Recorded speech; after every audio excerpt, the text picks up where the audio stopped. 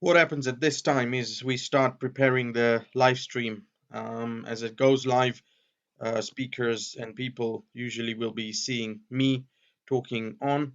How is everybody? I hope you are all having a really, really good evening here, and I hope you're actually enjoying yourself in the sunshine.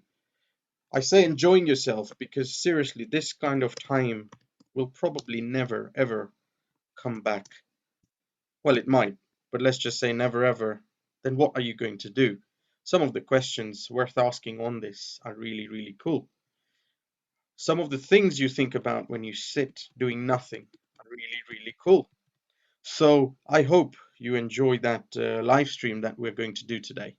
But before we do the live stream, I always try and say, and I'll say it again, 3%, 3% of all the gross revenue that comes into dentinal tubules goes to the Tubules Foundation. The Tubules Foundation is an important thing we do. It is building schools in really deprived areas of the world where little children would not even have had a chance to for education, where they cannot afford fees, where they cannot even afford food, some of these kids. Our first project is building a school library in a little town called Voi in Kenya. And it's amazing. The library has now reached its third phase. It's going to be a two-story library. The bottom floor, it's visioned, will have books, traditional library. Top floor is going to have IT, computers, and screens. And using the technology we have developed with Tubules Live, we are going to beam education to them. This is the vision. Phase three of the project was completing the walling into the bottom floor. I will show you these images probably at the end of this live stream. And that money went to them a couple of weeks ago. Unfortunately, all work has stopped at the moment, but the dream hasn't stopped. For those of you who are watching this live stream, you know we've done all this for free to help dentistry. But remember, behind all this, we continue to help the world. That doesn't stop for us. The foundation work, the foundation thinking, the foundation fundraising, the foundation messages still go on. That is the ethos with which Tubules works. Togetherness. Coming together to help each other to make this world a happy, a better, and empowered place. And we will continue to do that because it's about Tubules togetherness. I hope you enjoy the live stream this evening because it's extremely, extremely important. And on that note, I will stop and I will be showing you our video about tubules togetherness. Enjoy the live stream tonight. This is Drew Shah. I'm not your host. I'm just introducing you.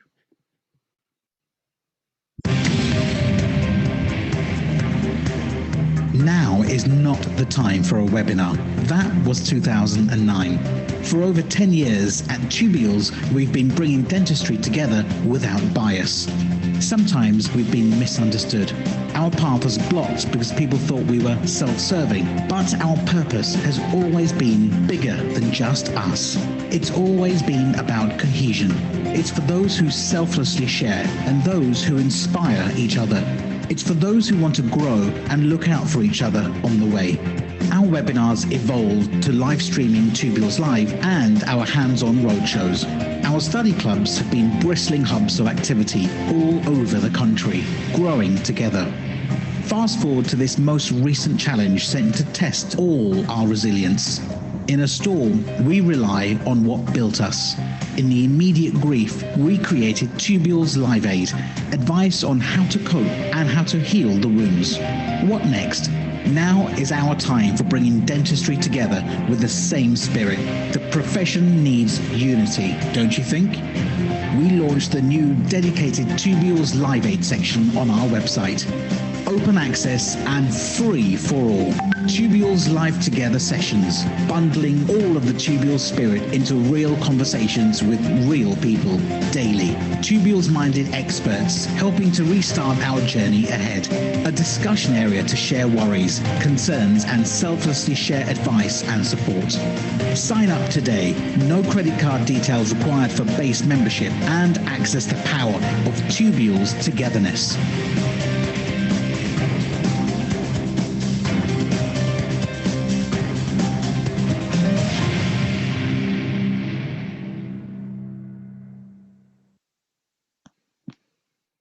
Well, I hope you enjoyed that. Tubules, togetherness. I've been saying it so long, my tongue is twisted. Talking of tongue twisting, talking of ideas twisting, talking of thinking differently, I'd like to introduce the personal mastery co host who started this whole series with me. Should we say Professor Zak True. Kara now, should we? Yeah, come on. Drew, you've been doing this for how long and you can't say tubules? Tubules was fine. It was the togetherness that got. Together, okay, the tongue twisting togetherness. Nice. There's Evening. two T's in a row, right? But there's a joke somewhere in Two there. T's in a row. Yeah, let's not go there. So listen, what's the thinking behind today? You've got. Do you know what? Tonight's going to be really, really different, and I'm really looking forward to tonight. I'll come on to it. How about, let me just set the scene. Evening, if you've not seen this before, welcome to Wednesday night. We're in isolation together yet again, and you know the story by now for sure. What's the situation, Drew? What do? We do dinner sorted. Yeah. Sit down for 7:30. Get on the live aid, see what's happening tonight, and usually there's something happening. And we haven't got silly outfits on like the Geeking Out crew last night. Sorry, we're just plain old, me in a t-shirt, and these guys who you've seen a second in looking sharp actually. Probably they're looking sharp, better right? quiff than me. We're just trying the black and red. Well, let's do that. Towing the party line, I like it. So look, you've picked up on the live together theme and the vibe so far, and thanks for your feedback.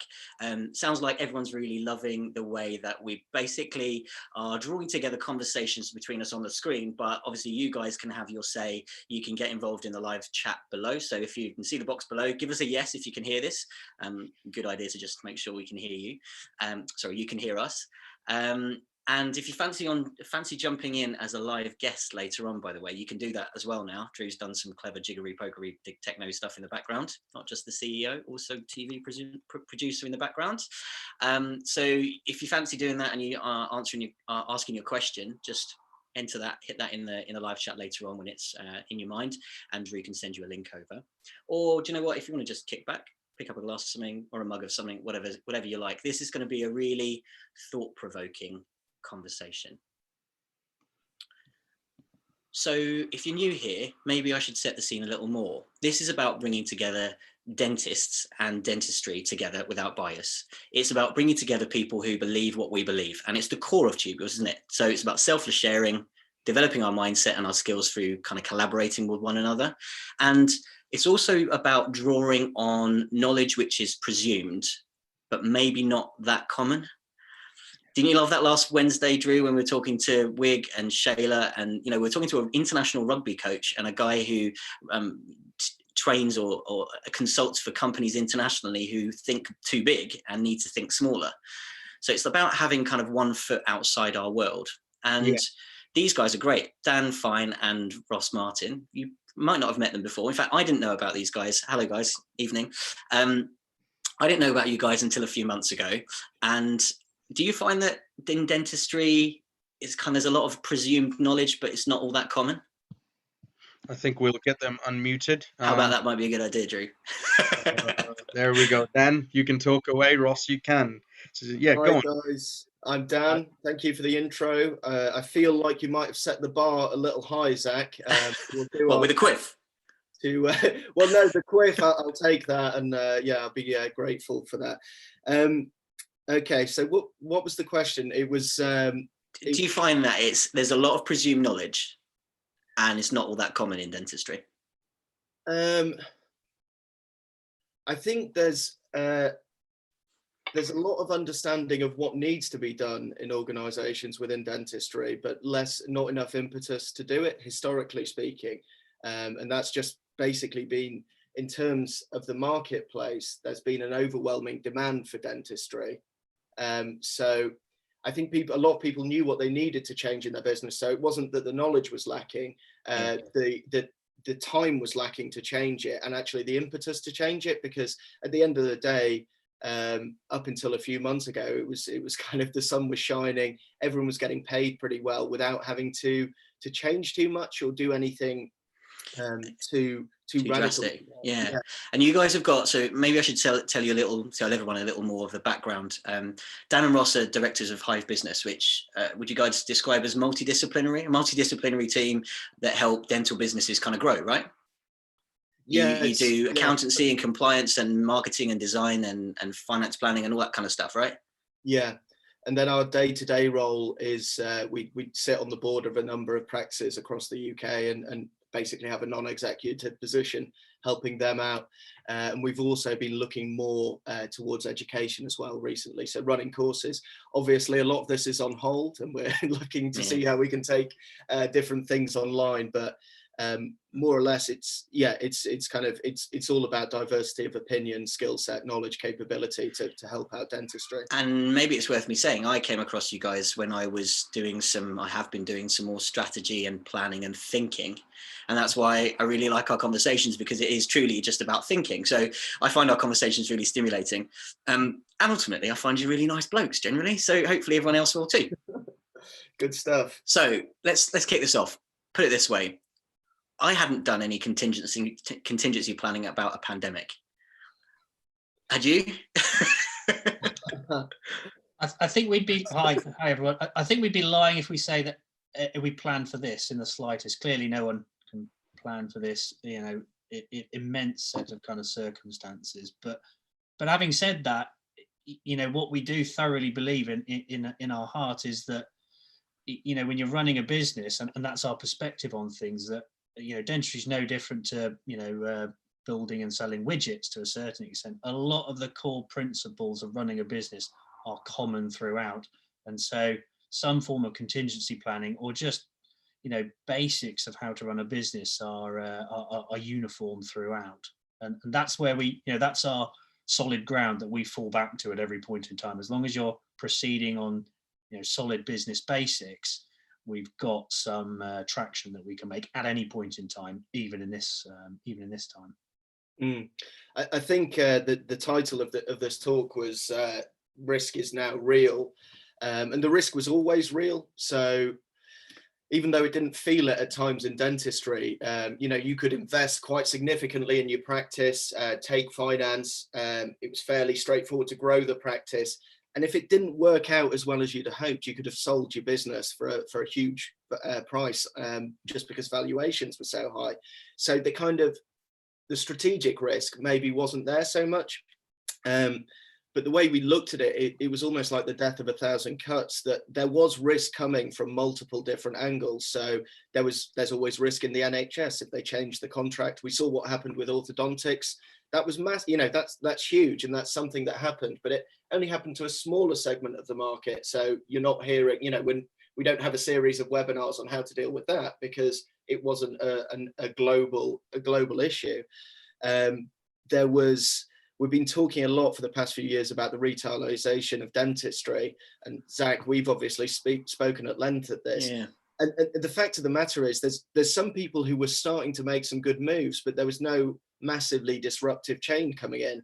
But that would have been a massive risk for any kind of just normal practice that was running and going, yeah, maybe one day I'll start to look at growing and developing the place. There was all these risks all around that were eventually going to catch up with us. What's been kind of staggering about this is the scale. So it's happened to everyone, but I'll kind of think we should put a pin in that and see that's potentially a good thing. But also the speed that it's happened. So everything else was just gradually coming up. So Ross, you've got your lovely analogy of the frog, which I think I'll hand over to you to talk about. But thank you for that. What about the frog? What do we need to know about?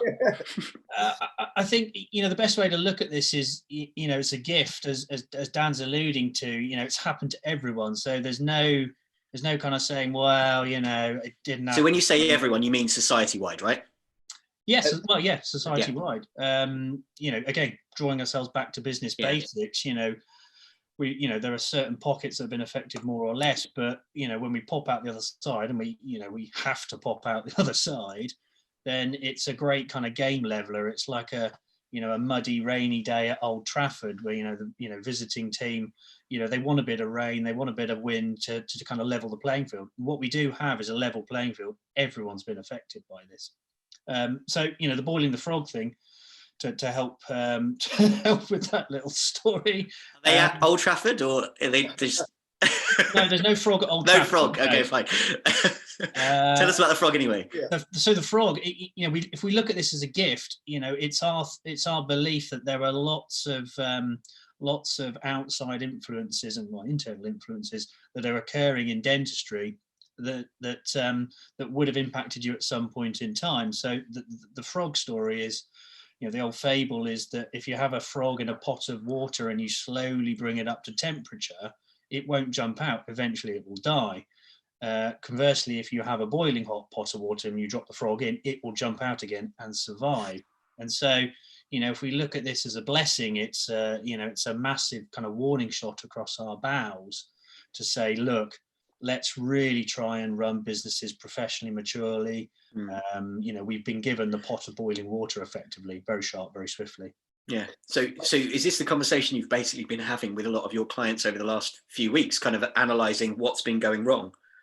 Go on, Ross. I was going to say we've been having them for years. It's just that people are less likely, have listened to us less because we've been, talking about the the degree or two that's been occurring at every kind of. But no one wants to listen to a degree or two raise each point in time, and we have had those degrees. We've had CQC, central sterilisation, self-employment status. If we look back, we've got all those pieces of evidence, but what we've got now is the gift of no, something's got to change very sharp.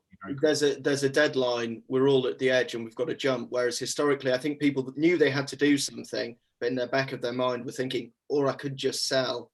I've maybe got kind of a decade left in my career. I might just sell rather than kind of crystallize the value. And then they might speak to their advisors about selling, and they're saying, well, actually, there's loads of growth in dentistry, so why don't you try and grow it a bit? And they'd have this circular conversation all the time, feeling that they're in some kind of static position where everything would remain the same. Yeah. All the while, it really wasn't remaining the same, but it was falsely subsidized by this ever-growing demand and different mix of treatments that you could deliver to people. Right. So we were always talking in terms of, so by way of context, if you look at the average dental practice in the UK, if we go in and analyse it, everyone always says they're really profitable. Generally, actually, if you pay the principal a market rate, there tends to be between 3 and 7% profitability in there, which actually isn't that great. The reason why people were kind of maybe not happy for this to happen, but unaware of it or didn't feel the pain from this, is because actually the treatment values are so high that the principal could still be earning 150 grand, 200 grand, and thinking. Isn't it this the irony though? Sorry to cut you off, but isn't it the irony that the market rate for a principal is what it is? But surely that's by virtue of what the you say 3 to 7% profit, but it hasn't.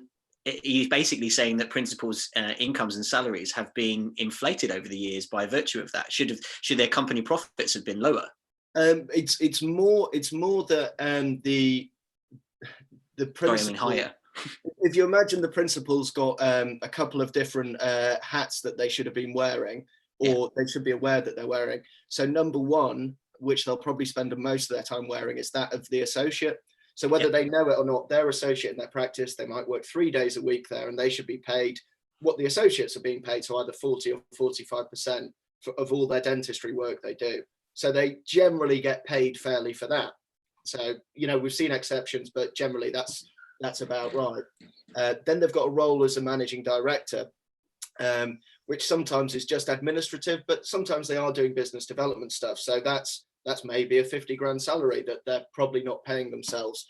And then the other one, which is the big one actually, is the shareholder.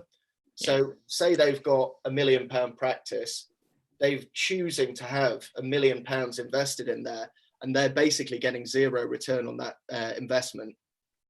So their money. The question we like to pose sometimes, just to play devil's advocate, if you're a practice owner and you work out your practice is worth £1 million a day, or maybe 3 months ago, we would say to them, well, would you buy your own practice today for £1 million? And I think that often kind of stops and it enables them to pause and reflect. Well, you are choosing to buy your practice every single day because by virtue you're not choosing to sell it. There is capital and equity locked up in it. So, it's not obvious, but you are choosing every day you here. own your practice, you're choosing to keep it. Sure.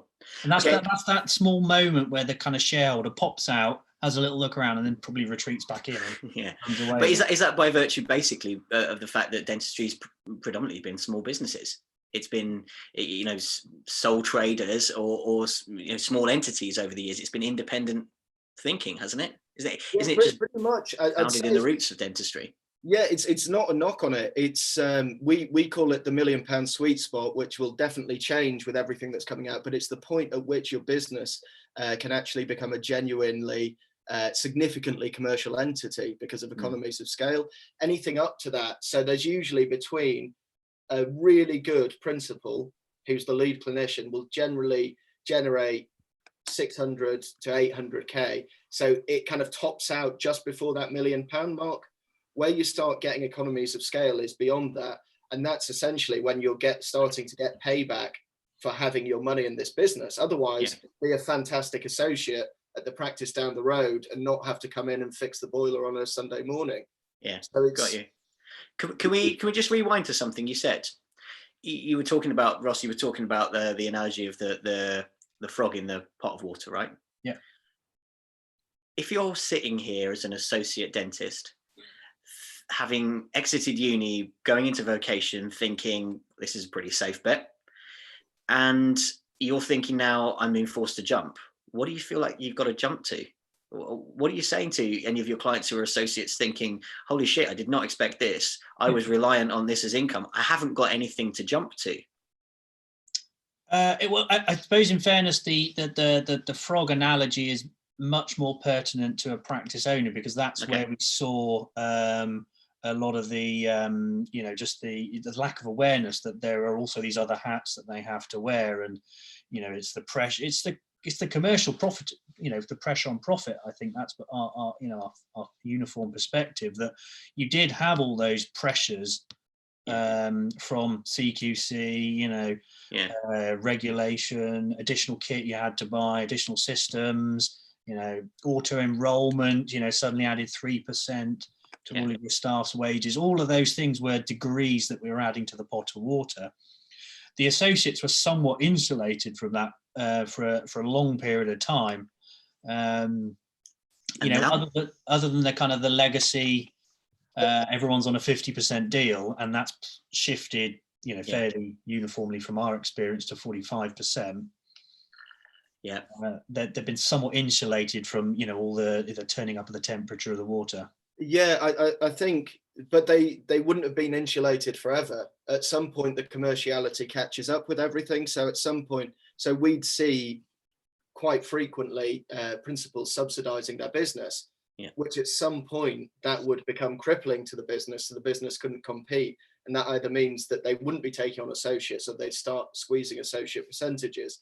So I'd say the light, the light for the associates is simply that it's happened to everyone at the same time, and you are going to have to think a bit differently, but there's still opportunities out there, but it will be two different career paths, and that's probably as a potentially as an employed associate, which I think was going to happen anyway, as it's happened with opticians, or as someone who's going to really kind of chase high performance dentistry and have a bit more risk, basically.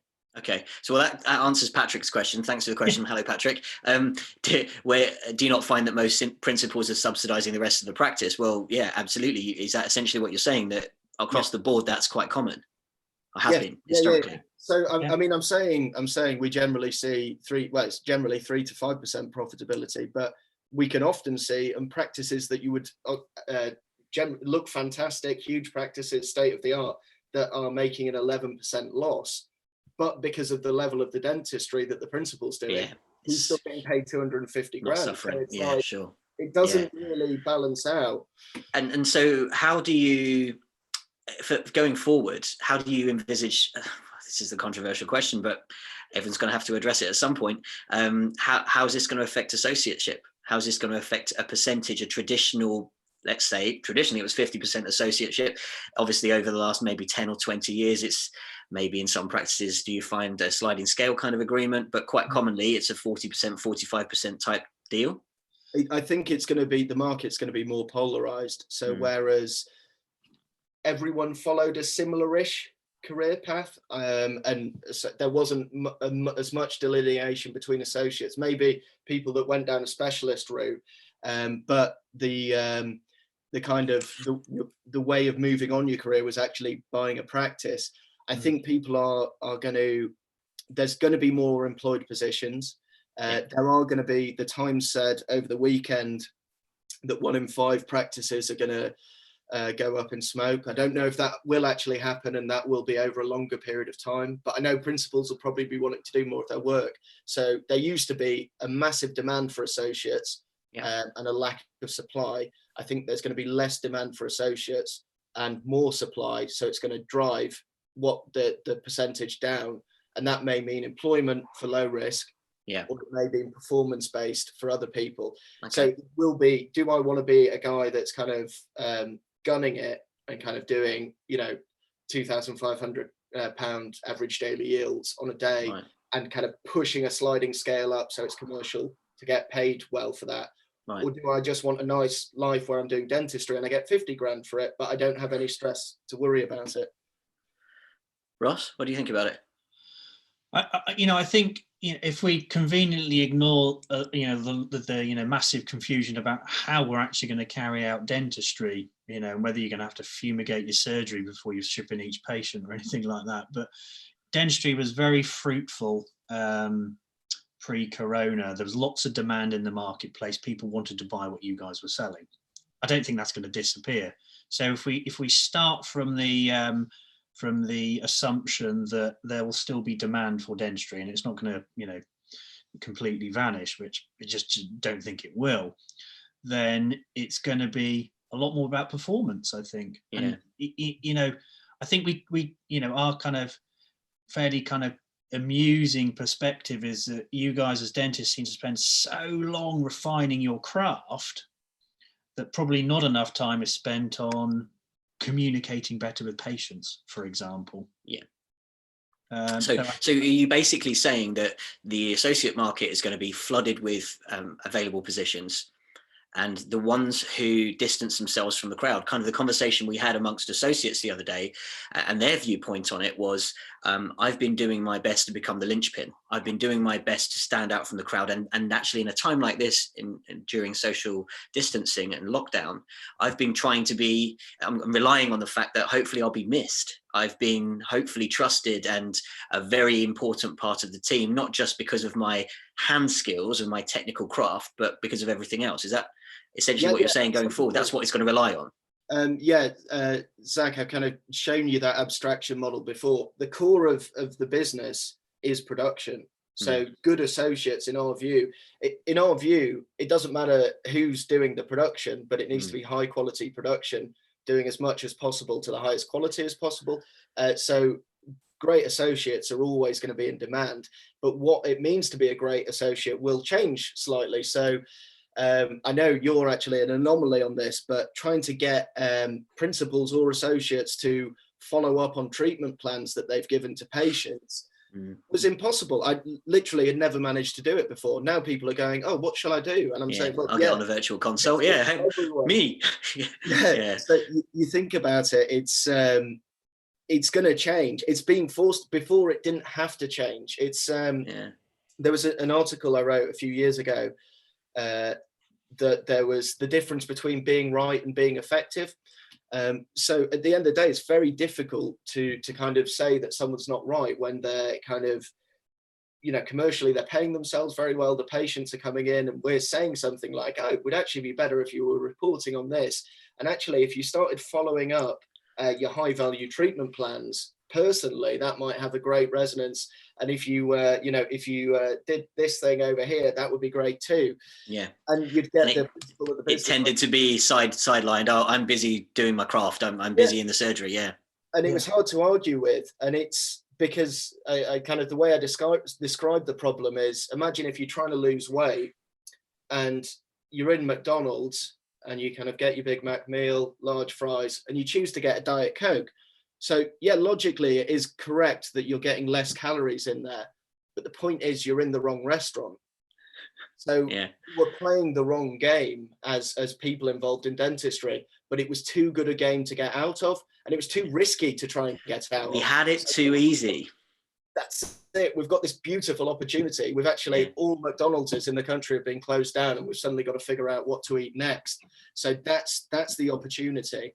And I actually think that's the same for associates as well, but it's building your career differently rather than this very linear path that existed before. So what do you say to, and I've got a couple of questions rolling in, so maybe we'll drop into these. Hello, Anoop, if you're obviously watching. I'll come to your question about lab bills in a second. Drew's asking, as an associate, I do a lot. Why are you suggesting that I should get less? He's obviously playing devil's advocate, but if you are watching this thinking that, I wouldn't, fair enough. No, absolutely. It's not that I'm saying you should get less. It's just that the market will demand that you get less. That it's simply commercial logic. Maths. There's no what's quite nice about these things is that they're not personal. It's simply, if that's what's happening in the market, that's how it'll shift. There'll still be huge opportunities for you to do a great job. But it's like people who were fixated on getting 50%. They'd rather get 50% of £1,000 than 40% of £2,000. I never got that. It's madness to me, but I've seen it 100 And so you'd sit in a terrible practice with no systems whatsoever, with hopeless teamwork, and just try and crank it out, hating your life. I've seen it amongst so many people that I graduated with who just are now disillusioned in dentistry 10 or 15 years later, when you could have taken half a step back and gone, well, the world's your oyster, actually, because you've got so much skill and so much time to invest in yourself. I could end up on an hour roundabout. I think there's also a belief that financial returns are linear. So, in Dan's example there, well, I'm in a practice earning £1,000 a day, but to get to a practice that earns £2,000 a day, I've got to double my effort somehow. And there's this, I think you kind of automatically regress to, well, I'm going to have to put in twice as many hours. But actually, we're not saying that at all. We're saying, invest in those non-clinical aspects, as an example, that might take you 10% extra effort, but get you twice as many rewards. Yeah, I think we've discussed this before, Zach. I'm sure that actually, if you work 10% longer, you tend to earn 40% more. And that's not because you do higher value work in that. This isn't specific to dentistry. This is just a general kind of observation globally. It's because it's to do with the Pareto distribution that you're exposing yourself to more and more opportunities. So there's still tons of money to be made in dentistry, but it's not in this kind of rigid model, which for the kind of entrepreneurial of you, it should be quite exciting. Yeah. Actually, along those lines, Hamish, hello, Hamish. Great to see you watching again. He says, I don't know any dental principals taking over 45% of their gross income. Would you agree with that? We know some, but it doesn't come for free. That's the thing. It's a trade-off. Yeah, usually the time Ross and I can really kind of say, right, okay, let's work on profitability is in a sale because of EBITDA, practices of values on EBITDA, so true profit after the principal's been paid. Sure. We can say, well, every £1 that you save will equal £9 in a sale. So you can find £500,000 quid very quickly on a sale price. So suddenly profitability becomes very interesting. Yeah. So you're basically building up, what you're saying is, am I correct in thinking you're saying you're building sweat equity, basically? You're building the long-term viability and the sale price of your future practice in doing so? That was the only time we could really get the angle. I don't know why, but I think it's ingrained in you that, if I'm not doing dentistry, I'm not making money. Whereas as a business owner, surely you'd rather earn £200,000 working one day clinically, but spending a lot of time running a fantastic business and developing your team, rather than working 6 days flat out and just having a chaotic business life. But it was, as Hamish said, they tend to be just earning their associate salary because they're so busy with that. It's really hard to develop a business. So if you're exhausted from dentistry, because it's a hugely demanding job, how do you find the time to be creative and change an organization? Sure. And it's as if we're saying take a pay cut as well. You'd spend your time doing these other things that are intangible and take longer. And and that's just, you know, just translated as, okay, so you want me to work one day less in surgery, so I'm going to lose, you know, 50 grand a year or whatever the number might be. Yeah, makes sense. We spoke briefly earlier, and I'm loving this conversation, by the way. We're headed off in the classic way on lots of different avenues of conversation. We'll catch up with all of them if you're watching this. Hopefully you're keeping up. I wanted to just briefly pause and think a little more about associates. There'll be a lot of associates watching this, right? And then it affects everyone because a lot of principals watching and dental business owners too.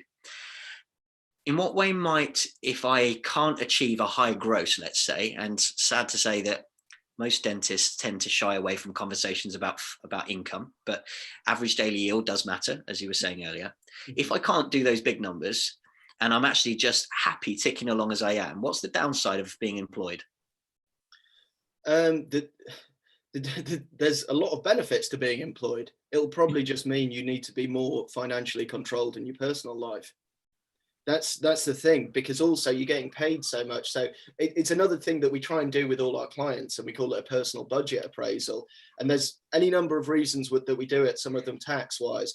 But actually, we tend to, as people, burn a lot of cash. So it doesn't occur to us that actually, if our income went down by 2 grand, that would actually only mean spending a grand less in our pocket.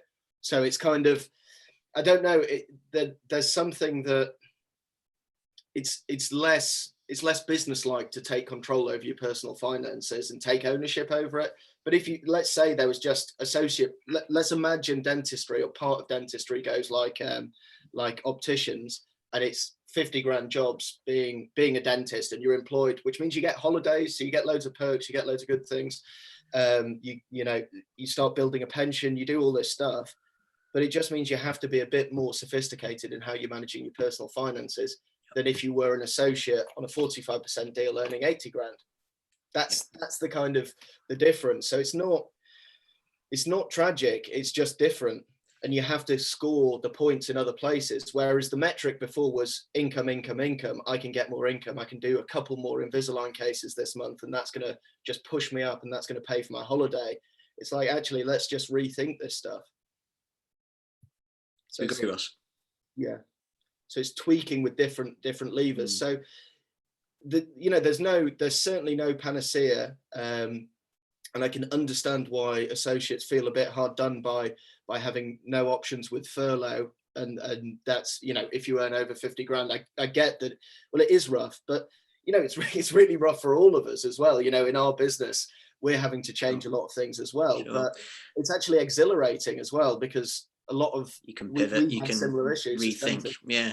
Along those lines, Elaine, hello Elaine, watching every single night. Nice to see you watching again. Elaine tends to get approached by a lot of younger associates, so she's asking the question I get asked all the time. I can only give my answers, but what are your thoughts on NHS associates who are basically on a treadmill? Can they learn to work more effectively and therefore increase their earnings, yet less stress to patients? Well, okay, that sounds like an impossible circle to square. But what is this going to mean for NHS associates or the NHS dentistry at large? Well, we might as well take the lid off that elephant in the room, I suppose, haven't we? I just struggle to see there's any medium to long-term future with the NHS funding. You've got the government saying, well, there's a split market. You've got NHS dentistry and you've got private dentistry. Hey, they're probably all kind of nudging each other in the cabinet going, well, they're learning how to kind of deliver dentistry, and half of them are paying for it, and then we're having to fund the other half.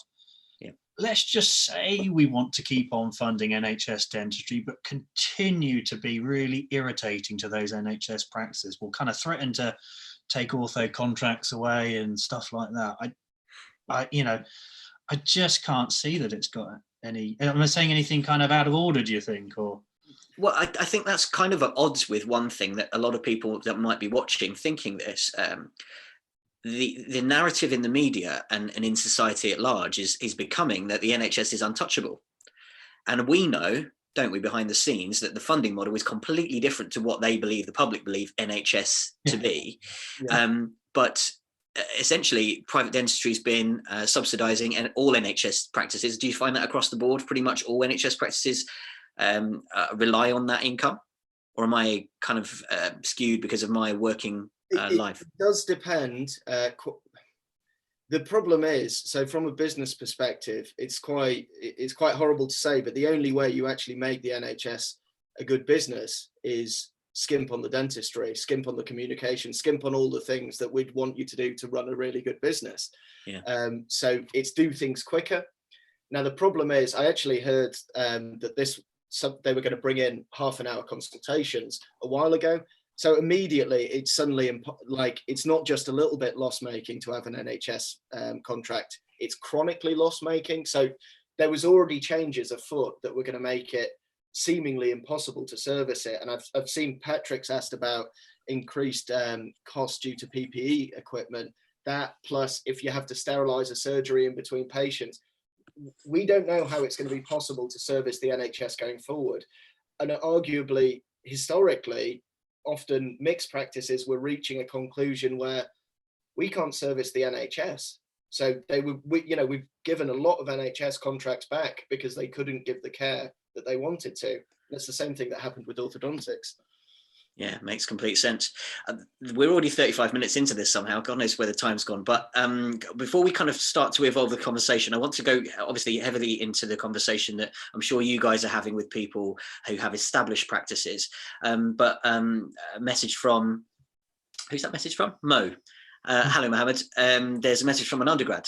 It sounds a bit disheartening to an undergrad, doesn't it? Or a new graduate. Have you got any tips for if you're at the very beginning of your career and this is what's happening right now? Yeah, I'd actually, offer some reassurance to Mo, because I think it is disheartening if you think the only business you can be in is an NHS dental practice. But of course it isn't. You've got this other ready-made market there for you, which is absolutely booming, private practice dentistry. What you've got is all the evidence you ever need that consumers want to buy the type of skills that you guys have and develop over the years. So as long as you just kind of just change your gaze ever so slightly and acknowledge that there's probably a little bit extra you need in skill set terms, in terms of customer service, all the things that you can see that occur in the world around you when you walk into a restaurant, when you walk into a, the retail high store, all these people have these skills. You're just going to have them when you turn up to the starting line. Mm-hmm. Yeah, it's not a massive kind of hurdle to get over. The way I describe it is at Hive. So we've got an accountancy business, and the way we train our accountants is to be experts in accountancy. So to have a deep knowledge of accountancy, but have a wide peripheral knowledge. So it's known as a T-shaped model. So historically, as a dentist, you had to have a deep knowledge of dentistry. And, the reason we're in business is because we kind of come in to help you learn about business. As an associate now, and actually, Zach, you might agree with me here that I've been seeing it over the past years, more and more associates, but not necessarily buying practices, but becoming more entrepreneurial, more interested in wider personal development. Sure. So no, all I'd say is, yep, the kind of, the golden path of a very straightforward career to earning 80 grand, working 4 days a week, which was fantastic and you wouldn't get in another industry, has probably gone. But actually, you've got a much more interesting and exciting career ahead of you. And actually what you're saying is, from the summary of what you seem to be, both of you saying, is that NHS may well be there lingering on in some sense, but maybe this is going to be the ultimate excuse. Is COVID-19 going to be the ultimate excuse to pull the plug and turn it into a core basic service? Is that what you're saying? I don't know. I don't want to make maybe that not. call. Okay. Ultimately, the other aspect. Sorry to go on, but the other part that I found fascinating there is exactly in tune with what we're doing and why we're doing this with tubules as well, because I've been banging on about this, as you know, for ages, that a lot of dentists head down that rabbit hole of, I'm going to become a better dentist by getting better at cutting the perfect crown prep, by cutting the perfect chamfer, by knowing I just go home with that satisfaction that my technical skills are on point and I can show my cases. And don't get me wrong, that is not wrong. But the three-legged stool that we always speak about between personal mastery, financial mastery / business mastery, because we're all running a business predominantly, and clinical mastery has become ever more that three-legged stool, because if one leg is too long or one leg is too short, you're potentially buggered, aren't you? Yeah. It's it may seem like a big job. In Alice in Wonderland, the Red Queen says to Alice, down here, you've got to run as fast as you can to stay in the same place.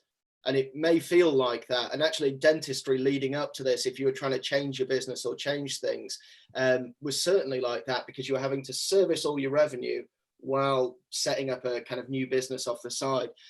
But see it as important as getting your dental qualifications, because Sure. that is what it is, just going to be as important. Can we talk about setting up? Sorry, Dan, your connection cut off. What did you say at the end there? I was just saying, but there is, if you want to just focus on the dentistry, there is also going to be a path for you. Yeah. It's not going to be as lucrative, but that's no bad thing. It's like Sure. any other career. And talking of setting up practices, let's move on to talking about, let's say I'm in a position where I've only just recently purchased a practice. I'm a was associate, now principal. I'm in my first 3 years of ownership. I found it quite tricky. I'm quite debt laden, quite reliant on high value treatment. What's next? I think there's I'm working with a number of clients on this. So it is profitability, essentially. So there is growth. There's still going to be growth. I think it's just not going to be the same, and we can't bank on it like we could before. It was fair. You could be fairly unsophisticated and grow by kind of 20% compound year on year and not really be kind of fantastic at sales or marketing, but just because the demand was so high. So that demand's going to change somewhat. I don't think it'll drop off a cliff, but it won't be the same. So now it's just less big risks are being taken. You know, people are focusing on consolidation and tweaking their financial model. So I know a number of, even though the furlough's in place, staff wages. So when we look at profitability in a business, often staff wages are quite baggy. And what people will say is, oh, I'm gearing up because I need the staff, because when I hit £2 million revenue, yeah, I'll need all these staff. Yeah. And, you know, actually they don't hit the £2 million revenue and still had the staff. So yeah. It's interesting to see how quickly now there's commercial pressure. I know that there's people not coming back from furlough. So you know that basically there's going to be a huge glut of support staff in the market, and you're basically saying you need fewer staff and more effective staff. It's a great opportunity to actually make a much more effective team. So it was very difficult to recruit a good team, and then to develop a good company culture. Got it. So time was one limiting factor, but actually, because there's been kind of huge employment for ages, people were really transient in their roles and didn't really care. If I don't get this job, I'll just go into the next place. And you get CVs, and people work somewhere every 6 months for the past 10 years. And you're like, that's mental. We laughed about this the other day, because I'm just over 10 years into my career. And at some point I've worked in nearly 20 places, one day a week for 3 months, for 6 months, for here, for there, for all over the show, because like you say, company cultures, and that does, by the way, include access centers and, you know, various clinics belonging to the same group. I'm not that much of a tart, but the truth is that the company cultures out there, whilst they may sing and dance a certain tune, when you drill deeper and you get to know people, actually there's a lot missing, isn't there? And in what ways do practices need to, let's say I'm relatively early on in my career as a principal, in what way can I make most use of this time to evolve that? I think probably, what I will reassure you with again is that there will be a lot of improvement you can make in your business. You know, I've sat down with owners of very large dental practices, small corporate change.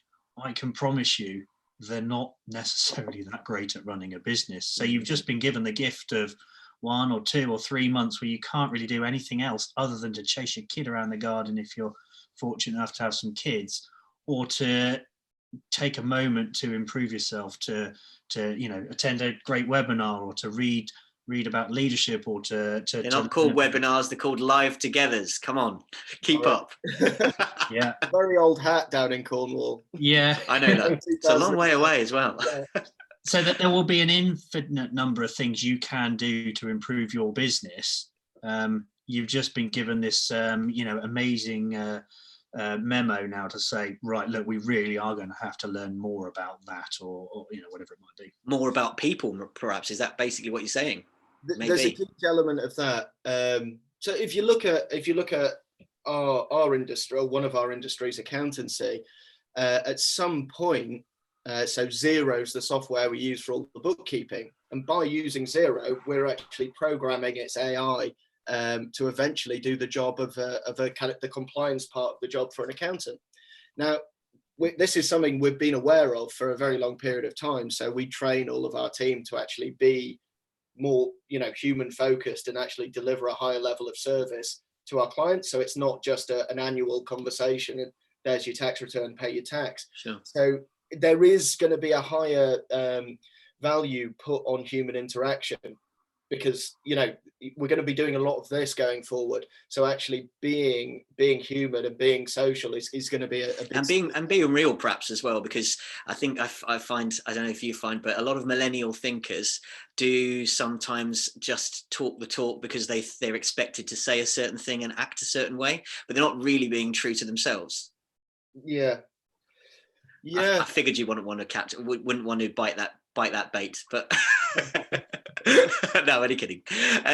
So practice culture matters is what we're saying. If you are a young principal and you are basically bricking it about what the marketplace might look like, you said yourself about the fact that tweaking financial models is what practices need to do. Yeah. Society's going to tweak its financial model, isn't it? Isn't the average Joe who was previously buying an all-on-4 case going to be doing a whole lot less of that? So all-on-4 is actually an interesting one you pick, because it has interesting demographics. So it's not necessarily really, really wealthy people that get it, because quite often they've looked after their teeth. It's people are willing to remortgage their house to get the all-on-4 treatment because it is life-changing. So there is going to be change. People are not going to be going for things as freely. But if you think about that millennial demographic, lots of us don't actually own very much. So we're not going to crystallize too many losses. So in our world, let's say an extra 20% people lose their jobs and have to find other jobs. That's still 80% who are still working. So I know I've got loads of practices that are getting kind of 5 emails a day, still people booking in for composite bonding, Invisalign, all of that stuff. Whether or not they can do it because of aerosols, we don't know. But the kind of demand for cosmetic stuff, I think, will remain to a large degree. I don't want to comment on the baby boomer generation, because if they've got a lot of money in the stock market and their pensions, they're going to be going, oh, yeah, scary times. Yeah. Potentially, I mean, without wanting to go too far down the macroeconomics rabbit hole, but might we be seeing inflation? Might we be seeing, I mean, maybe that's one for you, Ross, that from a more financial level, but we can go there, Ross. Go on. Unleash the hounds. Sorry, what was it? Is there a precise question there, or? Oh, he's such a politician. Might we be seeing inflation? Might we find that the baby boomer generation end up with savings that aren't quite so valuable? And might we find that the type of dentistry that some practices were reliant on, high value dentistry, might reduce? Yes, I think there'll be inflation. That's my Rishi prediction for you.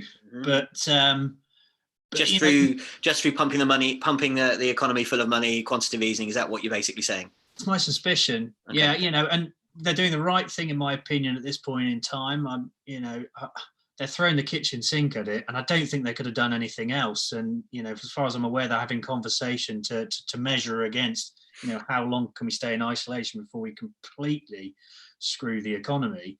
So they're having these conversations, and it has a lot of common sense from my from my very small viewpoint. But we've got a backdrop of a kind of a fairly luxurious starting point. So yes, I think demand will shrink a bit, but if we look at what's happened in dentistry, it's grown by 82% in the 6 years from 2013 to 2018, and none of that was in NHS dentistry. That was all in private dentistry. So you know, okay, yes, it will be less than last year, but will it be more than 2016? Probably. Got it. Can I just briefly pause this? Because Patrick, without wanting to get too far, we'll get onto some in the last 10, 15 minutes about values of practices and stuff in a moment, if you don't mind. Patrick's just asked, though, on the subject of staff, we spoke about the fact that some staff may not come back from furlough. Do you not feel that additional staff might be required, particularly with cleaning down, decontamination, changing PPE, changing protocols? Potentially. I think the thing is, we just don't know around that. But I know very quickly it won't be able to be used as an excuse to have extra staff, because unless the commercial incentive is there, they won't be able to do it. What it is going to allow for a really neat opportunity, it's very difficult to take a practice from a 5-day practice to a 7-day practice, basically because of the staff getting people to work for you, because they're going, no, don't want to do it. It's going to be much more straightforward to do that, because if you're having to have, I know a practice that I'm talking to in Dublin, looking to get a piece of kit which sprays ozone into the room and has it clean in half an hour, so you can kind of rotate through. Don't talk to a group of dentists about ozone. That might be controversial. Oh God! Thought you said no clinical. No. Go on. Though. Let's say there's going to be 20-minute magic where practices are closed down. Yeah. So what you're going to have to do is definitely open for longer. That's categorical, because you're going to have to open longer to cover your fixed costs. Cover your fixed cost, and make use of your chair time. Yeah. So you can spread that how you like with your team, but it's a funny thing. Ross and I, really early on in this, before the furlough got announced, we're obviously having a lot of meetings like this with clients. And one client was saying, this person's on a 0 hours contract, so actually they're quite easy to reduce. And Ross made the very pertinent point that in theory we're all on 0 hours contracts now, because there could be no business. Sure. So that's how it's a crisis for you guys, and it's not wrong for you to let your team, not panic them, but let them know that actually we have to change, make a lot of changes very quickly to make sure there's a business here in a year. Sure. And we've all got jobs. And change the culture. And I think that's one of the most fascinating take-home points for me so far, that and Hamish has just hit nail on head. The day you retire, all your clinical skills you've mastered have become redundant. So maybe it's time to look at balancing your skill sets, and perhaps in the team at large, your time to influence, to lead others, to really work out why they're there in the first place. Yeah, it's a lot of the stuff we do. So we run a leadership course, which Patrick's actually been on as well, the chap asking the questions. So it's all about understanding what your personal purpose is, and then how you bring people into that, and how that fits with what you're doing in your career and your business and your life.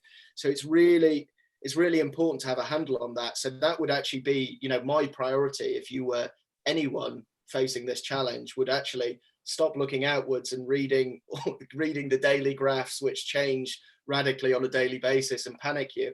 I'd be actually focusing on what can you control, what can I control today, what can I personally change today, because you sure as hell can't control anything out there. Sure. If the last month tells you anything, is our illusion of control of the world, and particularly the natural world, a whole lot different to what it was. Yeah.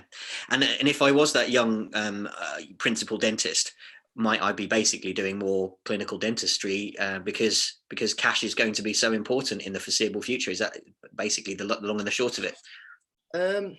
You'd be hopefully a better performing dentist. So to hopefully weave in another one of Patrick's questions, he's talking about more staffing. I'm just saying, well, it's unavoidable that you may need more PPE, or a different format to deliver your dentistry, so a higher cost base. Sure. I'm saying, okay, well, we can't change that bit, but what we possibly can change is if we can increase our communication skills, increase our conversion rate for enticing patients to turn up to a consultation. If we increase our ability to treatment plan and to ethically sell, if you increase an associate's ADY by 250 quid a day, well, that's 25 grand a year extra profit in his pocket or her pocket, and 25 grand a year extra profit in the practice. So I'm saying you can't solve the cost base necessarily, but you can lift the performance. Got you. Okay. So I've been a practice owner for 10 years, let's say. My practice, because of you guys, has been growing compound 30% year on year. We've been doing great. We've been working on marketing. We've been working on websites. I was in a position where in the foreseeable future, I was actually going to sell. Yeah. What happens to my valuation now? Well, it's a conversation I've been having quite a lot recently. And, to be perfectly frank, we don't know exactly what it's going to be, but millions of pounds of potential sale prices at, sites has been lost, unquestionably. At some point it will be, and that's not because of the revenue dipping. That's because of the multiples that purchasers or valuers will apply to the practice. Give us some background for everyone watching this. A lot of people watching this maybe early on in their career, and they may not know what the hell we're on about, right? What's EBITDA, and why is it that that's been used as a multiple of that to value practices historically? Okay, so fairly simply, the market has matured nice enough to it's got to a point where a buyer, a seller, and the agents as well, they work out the profitability of your practice, the EBITDA, and they work out how many multiples of that, how many years worth of that they're willing to pay. So, it started off at 5 times profit, 6 times profit, 7 times profit. It's going up and up and up. And I think it peaked at around about 10. And, you'll probably find some anomaly somewhere that exceeded 10, but that was the broad rule. And that's a very common, sane rule in outside of dentistry to pay for profit that you will achieve. So that's grand. What's happening next? Very simple. Law of supply and demand. There'll be less people wanting to buy a practice. Absolute matter of fact. If we're talking to associates now, we'll be saying, just hang on a second, because we don't know what dentistry is going to look like. We're not saying it's going to disappear to zero, but what we can't reliably estimate is whether it's going to be 60%, 70%, 90, 95% of what it was before. Sure. So let's just wait and see. Okay. And at least 20% of the purchases were done by corporates who were quite often funded by private equity money or kind of other money coming in. That's all on pause as well.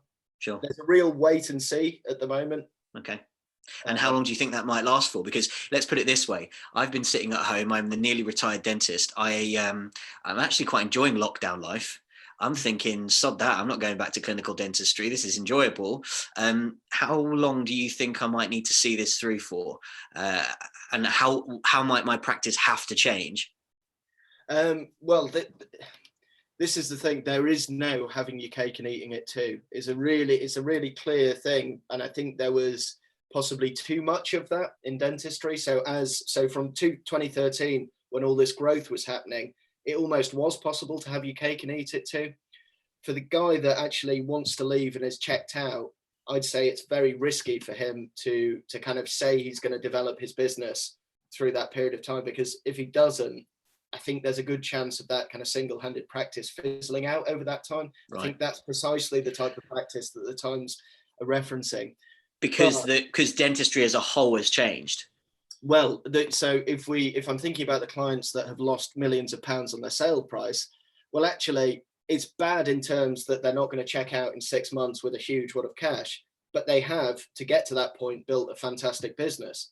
So they'll actually be really ramping it up and possibly even do better over the next 3 years. So they'll achieve the sale price again, but in a different way, because they've done the business basics to get there in the first place. Sure. Sorry. Go on, Ross. There'll definitely be more winners and more losers. And, the losers will be the wait and seers. Let's just hope it all goes back to the way how it was.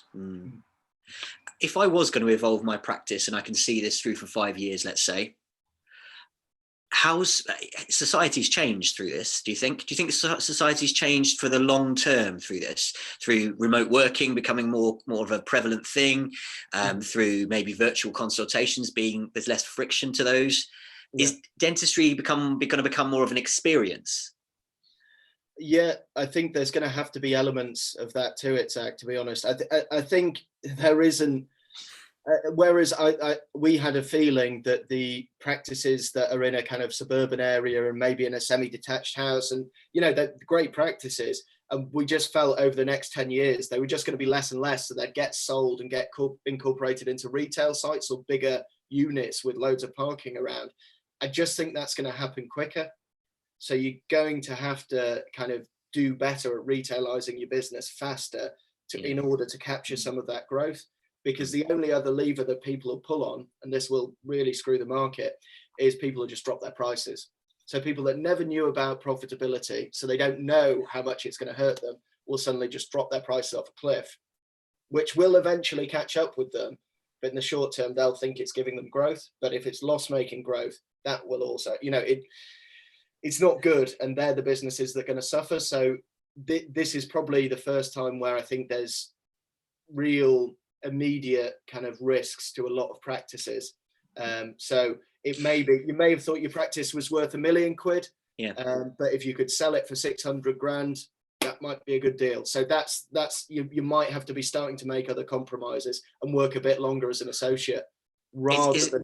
Isn't it inevitable though that if everyone's going to wait, which is, if you think about the mindset of the classic traditionalist dentist, nobody generally makes a rash decision. So if everyone's going to wait, then isn't the law of supply and demand going to mean that the practice valuations will drop just by that alone? Yeah, I think so, but not everyone will wait. Everyone will say they're waiting. I was told by someone the other day that in a Facebook group or something that all principals are saying, no, we don't think goodwill values will be affected. And it's like, yeah, of course, you have to say that, but it's a bit like the emperor's new clothes, isn't it? It's, the minute one person goes, but I just want to get out of this, and my associate has been saying they want to buy it and they'll give me £500,000 and I can leave. That's when you get the cascade effect. And that's when the valuers start looking at it. So it will happen at some point. But it's not to say they won't go back up again. I don't know if they'll ever reach the astronomical levels again, because it was really like Ross and I would be seeing valuations and just going, what? Well, the winners will, the losers won't. Simple as that. Yeah. And all in all is a summary of this conversation that basically the middle ground in dentistry is breaking. Question from Drew. Are we basically saying we're going one way or another? You're going to have to thrive or start to thrive to survive through this. Yeah. I think we've always said you've got to choose to be a business person or a dentist. And if you want to be a dentist, you probably shouldn't own a practice. You can be a dentist, but that's not going to be what makes the business a success. Never has that been truer. So I think there's still bags of opportunity, if not more, as a business person in dentistry.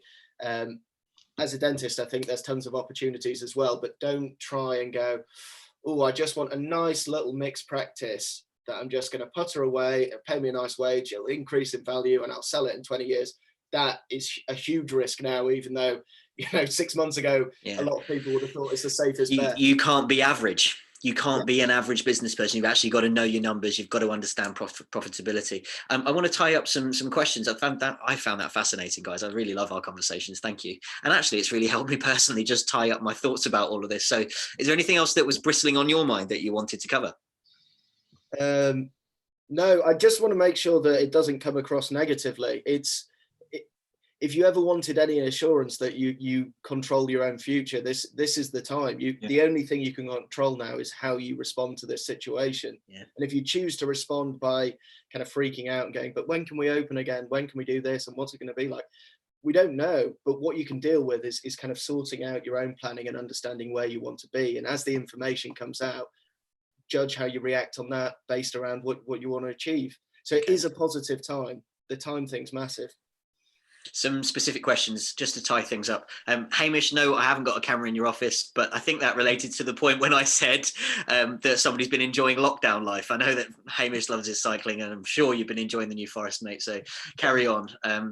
If you're looking for a buyer, maybe, I don't know. Ramit Patel says, hello, Ramit. Do you think NHS practices with good contract values will increase, especially as these practices have been relatively protected compared to private practices? Pandemic lockdowns may come around regularly in the future, do you think? Yeah. Again, we're taking a little bit of the lid off Pandora's box. I came to a bit of an epiphany about 6 months ago that I was looking at NHS practice prices and they're higher than private practices.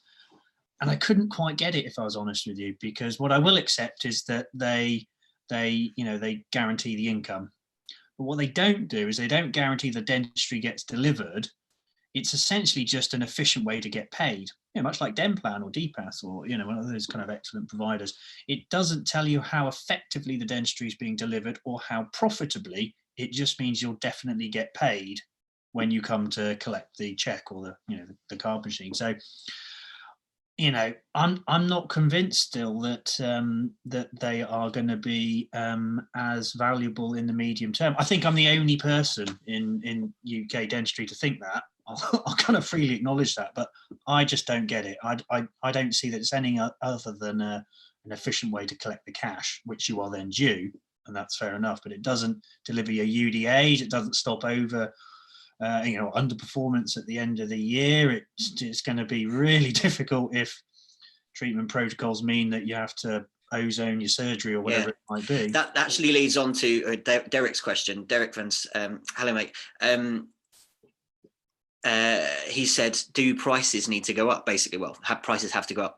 What do you think to that? In private practice, presumably he means. No, they won't. Just because the market won't take it. It's a really, I think anyone that hasn't run a business has an assumption. So profit's generally a dirty word, but it's one I like to use a lot because I'd say it's an indicator that you're running your business correctly. And that doesn't mean squeezing every drop of life out of your team members. It actually means developing your team members and making sure they're engaged and effective in their roles. But I think the kind of, if you read certain newspapers, they'll tell you that making profit is simply charging over the odds for an item, and that's how you make profit. It's not about, pricing is important, but actually pricing is an indicator of the true value of what someone will pay for the item, because if not, they'll take the foot vote and go to someone else. Sure. So you're never gonna, there's known value items, and you're always going to have to be kind of anchored around other people, so checkups, hygiene, that type of thing. If Derek's feeling squeezed because of the current situation, because of what might happen with PPE and slowing down treatment, and I don't know, containing aerosol generating procedures into certain sessions or whatever this is going to become, what do you say to him? He'll need to increase capacity and really look at his cost base, making it tighter, and probably get a load more new patients as well. I know nothing about Derek's practice as well, but I'm saying that it's too simplistic to see that the increased money will become from charging people more. You'll actually have to get a much better business to get more money from it. Got it. Final question, unless anybody's desperate to jump on the live chat and wants to join in and ask their question, drop your question in now if you do. This is kind of an interesting one. It's about relationships, this. Mahesh Patel says, how does a principal react when a long-standing associate comments that he or she is being headhunted? In general, I'd just speak to them about it. If they, if you've got to, it's that kind of corny Richard Branson quote that it's treat people so well that they can leave you, but treat them so well that they don't leave you. Sure. But if they do, you have to be ready for it. You can't take it personally if someone wants to move on. I'd just say, why are you thinking of doing it? And if they say, I want, they're going to pay me 47%, say, okay, cool. Are you aware of this thing called coronavirus? I'd say, I'd be really it's not clear whether this associate said it before or after the corona kicked off. I think they'd be mad, to be honest. I think they'd be nuts. Well, I think he might be coming back going, you haven't got a job anyway, mate, so you're all right. I would genuinely say don't take it personally. If someone wants to move on, I would talk to them about it. But I do find often that if someone's coming to you to talk to you about other positions, either they're doing kind of very basic negotiation in which you can deal with that in kind of standard negotiation terms, but sometimes they've made up their mind and they're going anyway. So and they might be that entrepreneurial associate you spoke about that actually might thrive in this situation and find a great opportunity. Do you think? Yeah, I think it's something that we've been talking about for probably about 18 months. That there has been this growing group of associates, a lot of whom I know are members of this as well, who are just kind of looking at what they should be doing next, because they've got that it's not oh, I just become a part owner with my principal, or I buy my principal out. Sure. That's my career progression. They're like, no, there must be something better, or there must be a wiser move. So that movement kind of fits with this time quite well, because there's a lot of people already thinking about it, and they're going to be the innovators in dentistry, not in clinical dentistry, but in how dentistry is delivered in the future. Beautiful. And that leads us really nicely on to next week. Next Wednesday, we have a really unique little mix of a group. Andy Toy. Yeah, Andy Toy up in Nottinghamshire. Very experienced dentist, has been through 30 or 40 years, I think, of his clinical career, used to be a practice principal, been through, global disease like HIV becoming part of the global conversation, CJD, which then impacted on, how cross-infection control is dealt with in dentistry, and can give us his perspective on it. And he's also part of a conversation that we're going to have about jump-starting your future, which is a guy called Bhavin Bhatt, who has a group called Aligner Alchemy, and he's about remote working and how you can actually evolve the business model that you're in. And Derek, who's really interested in marketing, as a growth marketing company called Ignite Growth. So that's next Wednesday. Thanks for that. That led us beautifully on. You guys are fab. How do we, if you resonated with this conversation and you want to know more about Dan and Ross, how do we get in contact with you? Just drop us an email, and we're loving this time because we aren't able to travel. A lot of our life's usually spent on the road. So we've got time to speak to anybody and everybody. What are your emails? Yeah. Shout them now. We'll stick them in the description box below later. Okay. dan.fine@hivebusiness.co.uk. Is it ross.martin@hivebusiness.co.uk? Yeah, that's why I'm so entrepreneurial and clued up. Fantastic. So, you know what, guys, thank you so much for your time. I think this has been so useful for the entrepreneurial associate, for the established principal. We spoke about what might be the opportunities there. We spoke about the recently started up principal. We talked about actually there's still even positives to be looked at from an undergrad's point of view. So yeah, thanks Mo for your question earlier too. Drew, what have you got to say on all that? Drew is coming in, if you bear with me. Like some sort of, there he is. Hey, From the listen, Starship Enterprise. I think there's a lot to be said here. These are the thoughts that have been going through my head for the last 10 years. Because I was trained as a clinical dentist. I thought differently. Perhaps it was the ingrained thought of being, my dad was an entrepreneur. So that's the thinking that came in my head. And some of the thinking that happened in hospitals when I was doing my undergrad, my specialty training, I just couldn't understand it. That's probably why I was considered an outlier. You guys have probably helped me confirm it after 12 years. Where the hell have you been? So it's really interesting, this conversation. I've been thinking, and you've kind of said this in a very nice way. Yes, we're going to enter what is a tough economic or an uncertain economic time. But what you've said there is that in the tough times, the real cream stand out. That's what you're looking at. And that real cream that stand out will show out. And to be a real cream, the first thing you have to step in and use this time is to think, what kind of practice are you going to be? That was my thinking there in the first instance. And as a what kind of practice you're going to be, are you going to be serving NHS patients? Are you going to be serving private patients? What are you going to do? And looking at what the NHS is going to do, short term, they may protect these practices. Long term, I'm not sure what the funding will be. They might do it. They might open the taps. We don't know, especially the experience our Prime Minister has had. He may think we may need to. I'm pretty straight in saying it. But if they don't, then what? But my experience in having seen things in other industries, in seeing what I am, is that the value delivery, what people don't pay money, they pay for and they exchange money for the value of what they get. And as a practice, if you can deliver good top value, then people will find the cash to get what they want. That's the second thing I got from there. So what kind of practice you want to be, what's the value you want to deliver. The third thing I got from you was that key leadership is going to be key in that. You're going to have to create a culture.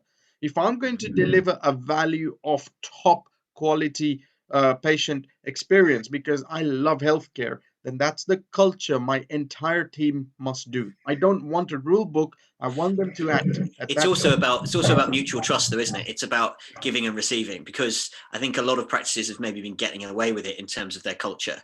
They've been sort of just winging it basically every day. I've known of practices where you don't even say hello to half the people in the building, and you wing it and you get on with your day. You're crafting away. You bend over, hunched over like that. No wonder we all have a, I hate to say that's a something thing, to say there, that people, when you're comfortable, you wing it. When you're comfortable, you don't have to push your barriers, and that's what we said about in our first live stream. The real growth happens when you're on that border of challenge, and that's the third. And the fourth thing there is exactly that. That culture creates a cross collaboration. Yeah. The fifth thing I got, which was you were making some great notes, mate. yeah, mentally I always record things. I love it. But the fifth thing I really got, most importantly, is be financially prudent. Start looking at your cost base and start getting efficient, because costs will go up, but quality will go up. And this is what dentists have been asking for a long time. Yeah. And I think the sixth thing, which I'll probably finish with, because Mo, I really must reassure Mo, who thinks it was negative. I must say, Mo, best time ever to graduate, because this is the time when, fortunately or unfortunately, everyone is going to have to explore their pathways. Everyone's starting again, my friend. Everyone's starting again, and you can now. I feel like I'm a musician who's been given the keyboard and said, "Don't play Beethoven, although he's good. Start making your own melody." That's how I felt in this. Yeah. And I think of that exploration and growth. Try not to be a dentist, a leader, an owner, and everything, because otherwise you'll be working from 9 a.m. to 6 a.m. And those are the hours I work, not most people. So what you've also said there is, think about your growth pathway, think where you want to grow. This is the time where you grow yourself, your practice, your teams. And And that's actually, my you guys, when you said about a 50k employed position, that actually might resonate with a whole lot of people. Because, hey, do you know what? If you can have a great personal life because you've understood yourself better, and actually you don't need a really materialistic life, which let's hope most of us don't need. This lockdown may have changed a lot of people's headspace, I'm telling you. And I think that actually might be quite appealing to a lot of people. That's completely cool too. You don't have to be cranking out ridiculous amounts of work all day, every day. And my challenge to everyone listening to this live stream is to say, right down there, right now, what's the disruptive thing you would do if you had to reset as you've had to now? Things are not returning to normal, but they're returning to somewhere where we can really make the difference. Yeah, let's not sit there and say things are going to be hard. Let's just sit there and say things are going to be different. How will we be the forward-thinking change makers? What's tomorrow, Drew? Tomorrow's well, we've got a really cool work. Barry Alton's back tomorrow, where he finished off last week, but he's all right, Bazza. It's going to become a dual thing, and it's again talking about things different. Ian Kerr is talking about acute pain management, not how we do it clinically, how we do it as a whole patient. And Barry is adding comfortable patient techniques, which will be needed in this new time. Friday, the Geek Out Gang are back. Saturday is fun because Rebecca Howard, it's Bex, love it. Bex is doing cooking. She's teaching people. If you don't know, Bex is in dentistry. She works in dentistry. She's been working for Optident for like 20 odd years or something, and she was in MasterChef, wasn't she? She gets to the quarterfinal of MasterChef last year. Yep. So she's going to be showing us how to do pizzas. And she's making pizza. Last week was wine tasting. Get that wine out because there's pizza coming with it. I love it. Dan and Ross, you're welcome to join us for that. And that's this week's schedule. And then Sunday, the Geek Out Gang continue. There's something every single day for every single person, delivering tubules differently. Dan, Ross, it's been phenomenal having you guys. Thank you so much for your time, guys. Mindset shifting here, guys. I think. Thank you. Zach, your mind is shifted. We don't need to worry. Well, I've been on the left field for a long time, mate. Don't worry about me. That's what we'd say. So thank you so much, guys, for sparing your time. I will finish off with the one video that I've really been enjoying. It's about tubules togetherness. You've seen 4 people together today. Well, 3 and me as a part-timer. We'll say 4 people telling you in your togetherness, start really unraveling your thinking and bringing together a new way of thinking. Thank you very much. Here we go. Here's some music. Cheers, guys. Everybody. Cheers. Thank you. Thank you. I'll just do this. Was 2009.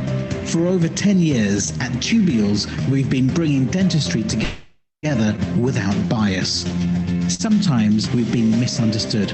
Our path was blocked because people thought we were self-serving, but our purpose has always been bigger than just us. It's always been about cohesion. It's for those who selflessly share and those who inspire each other. It's for those who want to grow and look out for each other on the way. Our webinars evolved to live streaming Tubules Live and our hands-on roadshows. Our study clubs have been bristling hubs of activity all over the country, growing together. Fast forward to this most recent challenge sent to test all our resilience. In a storm, we rely on what built us. In the immediate grief, we created Tubules Live Aid, advice on how to cope and how to heal the wounds. What next? Now is our time for bringing dentistry together with the same spirit. The profession needs unity, don't you think? We launched the new dedicated Tubules Live Aid section on our website. Open access and free for all. Tubules Live Together sessions, bundling all of the Tubules spirit into real conversations with real people daily. Tubules-minded experts helping to restart our journey ahead. A discussion area to share worries, concerns, and selflessly share advice and support. Sign up today. No credit card details required for base membership and access the power of Tubules togetherness.